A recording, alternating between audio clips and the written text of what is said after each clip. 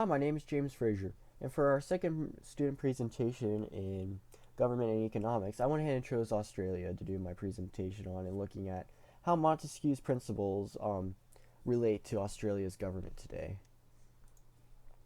So what we'll be looking at.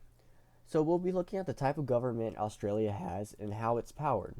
We'll then look at the education of society. And by education, we're not going to be talking about what they're teaching in school, but rather what's being passed down generation to generation and what they're trying and like their morals and ideas are.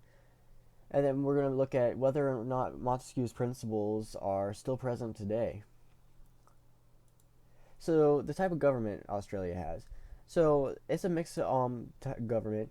It is a republic democracy as long with a monarchy, and it's constitutional monarchy and a representative democracy. So the representative democracy is because they have the three arms of government. They've got a legislature, executive, and judicial arm. And the monarchy is because Queen Elizabeth is their head of state, which is basically just a monarch in fancy words that they put it.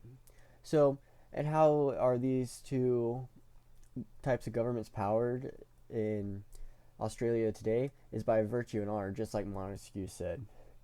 The virtue part is by their judicial arm, especially not taking or putting themselves above the law, but instead still making themselves follow law. And the honor part is Queen Elizabeth II being honorable, which she has been, especially even with as many different things that she's a head of state or the monarch for the different countries. She's still very, as from what I've read, Australia's very happy with how honorable she's been and how she holds herself to a higher standard and not taking advantage. So education of society. So over 50% of Australia's population believes in some type of Christian religion. And then they also believe in being a casual people and very relatable with people. And all they consider themselves all equal, trying to create a democracy, try to keep everyone as equal as possible. And they're also they also believe in being very polite. And these are the types of education that Montesquieu says needs to be passed on from generation to generation. The Christian and all equal part is all about the republic democracy, which those match up perfectly. And then the casual and polite part is being the monarchy, because they're trying to hold themselves to a higher standard than everyone else, putting them in a higher and looked upon group.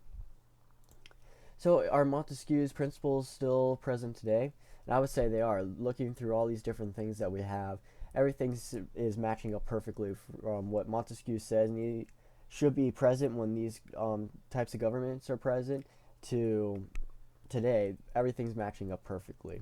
And something really interesting that I've seen about Australia is that it's been less than 3 decades since they actually got their constitution. So they're going through a lot of interesting changes, which I never realized, and they're really just getting into the democracy or the republic democracy, which is really interesting to see how they're doing with it.